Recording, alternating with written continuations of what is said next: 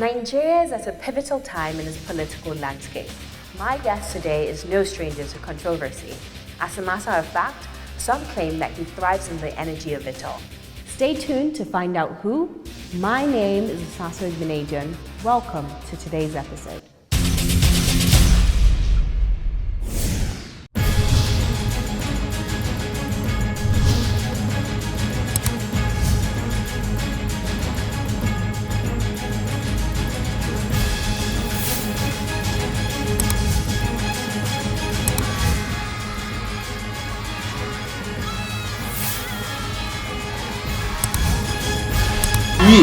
If you don't check corruption, there is no way you can make any meaningful leap in life.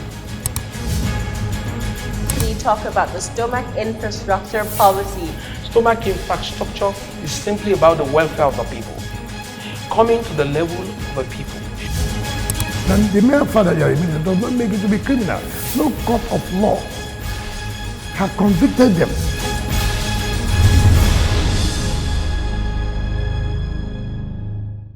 It is still the Osasu show, and with me is the fearless, unfiltered, say it as it is, lion of Ekiti State, His Excellency, Governor Fayose. You're welcome, sir. Thank you very much. You're very welcome. You recently stated in the news that you have evidence to prove that the national chairman of your party, Adamu Muazu, is guilty of actually selling the presidential re-election bid to the All Progressive Congress. What evidence is this that you have? Well, when we talk, a lot of meetings comes after the talk. When you respond to issues, a lot of, how do I put it, a lot of ways to settle the matter comes along the way. So today, about that, in the spirit of one or two meetings that has happened between then and now, I will be cautious in handling that. Okay. But that notwithstanding, the fact remains that at some point, this country, whether we call ourselves politicians, irrespective of which party we represent, we must be honorable. I've said it expressly that the national chairman of a PDP did not do well. As a general, when you lead your people to a battle, very serious battle like the last general elections, and you lose, it's just honorable for you to step aside. It makes you a more honorable man. Let me take Jonathan, for instance. He did not hesitate. He did not hesitate to acknowledge defeat. That makes him more honorable than winning that elections, because he's unlike African leaders. And to me, Muazu must step aside. So is your problem? And before that, I want to say to you that somebody stepped aside, even when there was no need to lead anyone to an election. Bamanga Tuko resigned for you to come in. And let me put it very closely. I served the same time with Muazu. Muazu lost an election, his senatorial election. If it's by merit, if it's by ability to galvanize votes and support, he's not deserving of that seat. But because God gives power, he gave it to him. You're leading a people who says you should step aside, who says you should know it is time to be ashamed. There are certain things as a governor, as a president, as a national chairman of a party, you should know this is right.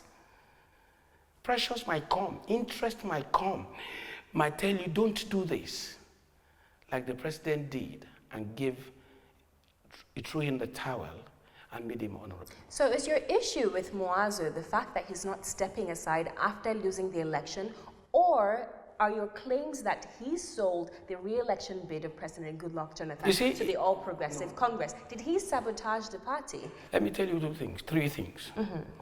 One, I want to say it very clearly. Okay. At the time of submitting names to INEC, Muazu left this country that day. The general leading our army. I came before the president when we have so many issues to contend with in the party. You brought in so many of your friends that are not electable. You caused a lot of disaffection in the party. You will never come to meetings on time. You could keep people waiting for you for 8 hours in a crucial election period. You went to Singapore. The day there was to submit names of candidates to INEC. I came to the president. I told the president, ask Muazu where he is. He claimed to be in Abuja. He was in Lagos departing. I told the president, tell him to come back. He said he signed the forms, left short 2 states, that he can go and fill it. That's a bad manager of people, with all due respect. He signed what form, sorry? Can you explain? Forms of names of people that will go state by state, senatorial. Okay. Again, I want to say this, on the presidential election, the day Muazu was not in this country, when your head is sick, your whole body is sick. When the head is not right, your whole body is not right. The third one is that Muazu, and I want to say to him, and if he's listening to this program, I want to tell him that barely a week to my election, he had a visitor in his house. There's a visitor, he had a visitor that morally it's not right. But I will save that. I will save the details. The visitor, if I mentioned the visitor, the entourage in his house, I was in his house. He told me expressly that all the Yoruba people in his house must leave. Initially, I was surprised. Muazu told you that all the Yoruba, people, that the person coming doesn't want to see a Yoruba man. Is the person that came, was he Yoruba? He's a Yoruba man and he's a staunch APC leader. Are you talking about Bola I'm Ahmed not Tinubu? talking about anybody. I'm not going to mention names. Okay. If I want to mention names, nothing stops me. But I said to you earlier, in issues like this, when you meet, there's meeting after issues, meeting before issues, meeting during issues. There's been meeting after I raised these issues. And they have pleaded with me to sheathe my sword. So today, I will not let the cat out of a basket completely. If you watch very well, when they asked Muazu to comment in the papers, he said he does not want to join issues with me. That's a good one. I love that. Let him not join issues. I think you shouldn't change at this point. I think one thing the masses and even the elite love you for is your unfiltered and raw personality. No. I said to you, I said it very clearly to you. I've told you the scenario. I'm only telling you, you must equally be honorable. When people talk to you to sheathe the sword, it's part of being honorable. If issues goes beyond this, I will take him on that. Okay. The reason is this. The PDP is likened to a Nigerian nation where we have diverse interests. The driver of your vehicle must be sane. His sanity must not be in doubt. He must be somebody that you can rely on and must know his limits, and he must have the confidence of everybody.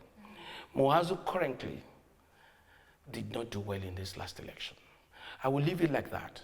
The very day he goes back to engage me on this matter, you will let the cat out of the basket.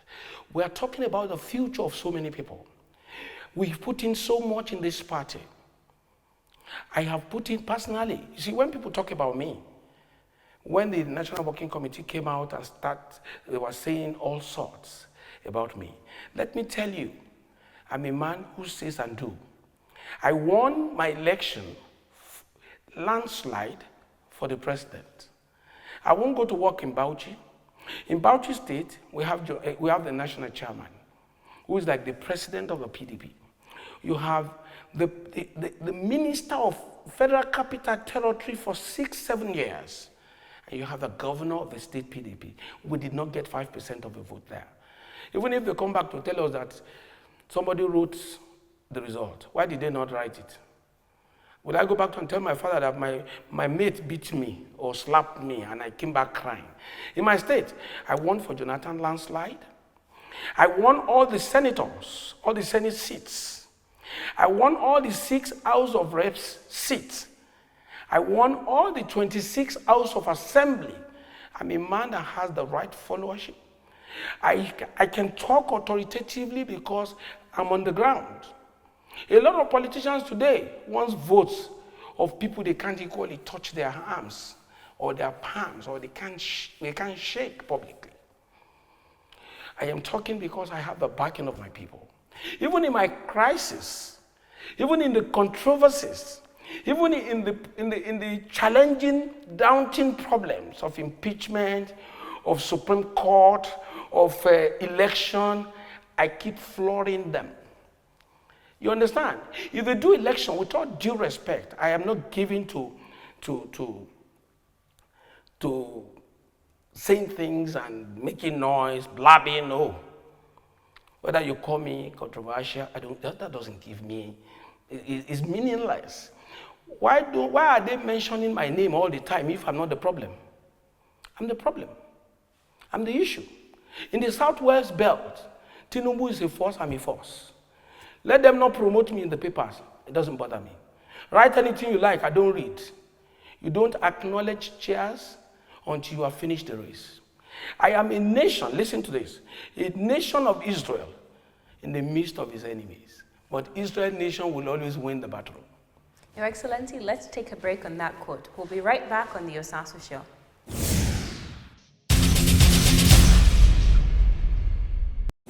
Welcome back to the Osasu Show. I have with me a founding member of the People's Democratic Party in Ekiti State. Your Excellency, sir, Governor Fayose, thank you for sitting tight with us. So before we went on the break, you talked about, or you referred to yourself as a nation of Israel amidst his enemies. What does that mean? You see, if you watch very well, during the presidential election, it was only Ekiti that won the election in the whole of the Southwest for the president. Which automatically shows that every other person is another party apart from the PDP in Ekiti State. And if you watch very well, before the election, I stood out. I was all over the news, standing for Jonathan. That was why I said to you, you can't be a leader without a home, without a backing of your people. For me, all other states around me are purely APC states. They could hardly wish me well politically. So, but that was why I likened my situation to a nation of Israel. Today, Palestinians and all that are all against the Israelites because they're a small nation. But you see, they came back in 1948. They can't still overcome them. If you look at the machinations against me, the conspiracy, all the gang-ups against me, I still prevail. I won in the 2014 elections. I won in all the 16 local government areas. I won in 158 wards out of 177. In the presidential election, I won in 164. I won in all the 16 local government, 164 wards out of 177. In the Senate and the House of Reps, same thing. And in the House of Assembly, I won in 171 out of 177. I keep improving every day. I made it very clear to you that even in the PDP, our mission is not to destroy this party. The party has given all of us a platform, has given us opportunity. We must not sit tight to say we must destroy this party. That was what I said about Muazu, particularly the working committee. And a lot of people, they can't talk for reasons best known to them. For me, there's nothing I'm looking for. There's no big deal to life. It's not about what you can eat. This country belongs to all of us. Do you ever feel threatened? Do you ever feel your life is at risk when you speak out against such powerful people in society? Let me tell you, it's not how long in life But what difference do you make? While I don't pray to die young, I'm not afraid of it. What of your wife? God is what the does she giver feel about it? of all lives. That is a wonderful woman. That woman remains God's given gift to me in life, to watch over me. Does she get scared for you when you go out and speak publicly? She's a praying woman. Even if you go to report me to my wife, she will tell you that this man could be controversial, but is a very straightforward man. You see, let me tell you, if democracy is about people, if truly these people telling us that they are Democrats, that this, that that, if democracy is about people, I'm a Democrat. Because I've always defeated them. It is not, democracy is not about the elites, with all due respect to them. Democracy is not about professorship. Democracy is not about people ganging up. It's about the people. Government of a people, for the people, by the people. The people says it's Fayose.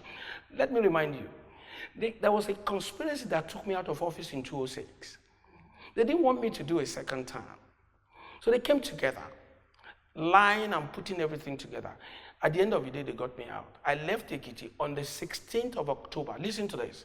I left Ekiti on the 16th of October, 2006. God kept my love in the heart of Ekiti people. They brought me back on the 16th of October 2014. Same day, same time, same hour. My coming back is not ordinary. Don't forget, my name is Peter. Peter the Rock. Ekiti is now founded on Peter. Peter the Rock. When you fall on the rock, you break. When the rock falls on you, you shatter. So you have to take one, or leave Peter alone, or leave Fayose alone. If you watch very well, the lower court, I defeated them in the elections. They went to court. I won them in the lower court, the Court of Appeal, the Supreme Court. They said they would win in the elections. I defeated them in all the elections. They said they would take me out in impeachment. I keep winning. So what else? They should allow the people to enjoy me. Are you scared that they will succeed again in impeaching you this time? You see, when you follow events of life, you can infer. Events of life has clearly shown that I am the man wanted by the people. Before my swearing in, they did everything to look for ways to take me out. Let them even say Fayose is not good. What is wrong with my deputy? They want to take me out. They want to take my deputy out. It's an unholy alliance. It's something you want beyond God. God don't allow such. And don't forget, 2006 to 2015, there are two different times. People are wiser than them. They've chosen their governor. They will defend this governor. And they will follow this to a logical conclusion. May I say to you, I am Peter the Rock. It doesn't matter whatever you write, whatever you say. Elections are not won by propaganda. Leadership is not earned by propaganda. Like I said to you, I was opposed to General Buhari's coming. And I was very objective. I meant everything I said then, not because I don't like General Buhari. They changed it as hate message. No, I'm not a giver of life, so I can't take life. But I was very factual. For General Buhari's age, I was very factual. But God wants him there. When God wants you in a position, it doesn't matter our opinion. We've accepted that. The president has accepted. Personally, I have no choice. May God help him. But the reality remains. My opinion, if I have opportunity to go through that process again, I will be unchanging. Are you willing to work with the president-elect on state and federal level? I have no choice. It goes beyond me. But don't forget, like I said to you, General Buhari is the president of Nigeria. I'm governor of Ekiti. Fayemi was governor of Ekiti when Jonathan was president. You understand? Jonathan did not say he wants to take Fayemi out. That is not democratic. That is not democracy. That is autocracy. You don't wish away people's wish. What people want, you don't wish it away. And that is why you have revolution in nations of the world when people fail to obey the constitution. When people fail to respect the wishes of the people that want to take me out are already voted out. You want to go in another 1 week, you still want to take their governor. You think they are foolish enough to allow you? Your Excellency, we're running out of time. Can you briefly talk about the stomach infrastructure policy? I think it's the most profound policy I've ever heard of. Can you tell us more about that? Do you know that policy was criticized by my enemies? But you find them doing it. Giving chicken at Christmas, giving things to people, standing on the roof of vehicles thereafter, throwing things to the people. Stomach infrastructure is simply about the welfare of the people. Coming to the level of a people. You cannot give gifts to people that you don't have a relationship with. You must first of all, find a place, a relationship with the people. I have a relationship with the people. Sometimes, most of us fly in first class, 1.4 million, 1.5 million, in small discomfort. In small discomfort, you can still fly in business class and still save 800,000 to buy rice, buy basic things, support people, let them have life. At the grassroots level, some of them are not asking for more than 5,000 naira. Some of them are so depressed they can't raise 1,000 naira. They are helpless in the face of their children. So for me, Fayose, stomach infrastructure, I am the originator, the founder, the initiator, because I talk about welfare of the people. I can ride Okada. They can't ride on Okada. They are too big. I can go anywhere in Marwa. They can't. It's only when they need the people's votes. And even people listening to you, a governor listening to you, even when he cannot help you, he builds your life. He gives you faith. The first thing in life is to know that these people need you and you are available. I don't care what you write in the papers. I'm not on Facebook. I am not on Twitter. I'm not moved by circumstances. Even if I cease to be governor today, is that the end of life? At some point, I will cease to be governor, whether I like it or not. Even if I spend 12 years, I will cease to be. In another 5, 10 years, I will be 65. What appeals to me today will not appeal to me tomorrow. What is the big deal? So if the National Assembly succeeds at impeaching you, you'll be the first governor in the history of Nigeria to be impeached twice. That is if. If. So what are your feelings being dragged again back to past memories from 2006? May I say to you very expressly, I'm impeachable. You are impeachable. Impeachable. I am. For you to impeach me, you have to impeach God. I didn't come to this position by accident. There are certain forces, certain powers kept my love in the heart of the people to produce me again against their wish. If you look at the Supreme Court judgment, it was very express. It condemned my impeachment. I've never been impeached. The Supreme Court says Fayose was never impeached. The Supreme Court tongue-lashed the acting CJ that did that, tongue-lashed the House of Assembly, tongue-lashed all that participated in the impeachment. When the Supreme Court passes a judgment, that thing never happened. The Supreme Court says I was never impeached. What are you talking about? So what do they call the incident of October 2006? No impeachment. They call it rascality. Rascality. Legislative rascality. Your Excellency, it's been a pleasure having you on the Osasu show. Do you have any final words to the viewers? My viewers, we can't all look the same. We can't all sound the same. The beauty of democracy is that opposition should be vibrant. I am in the opposition, my party is in the opposition. We are going to give them what they need to make this country move forward. When you criticize me, as long as you're objective, you are only helping the nation.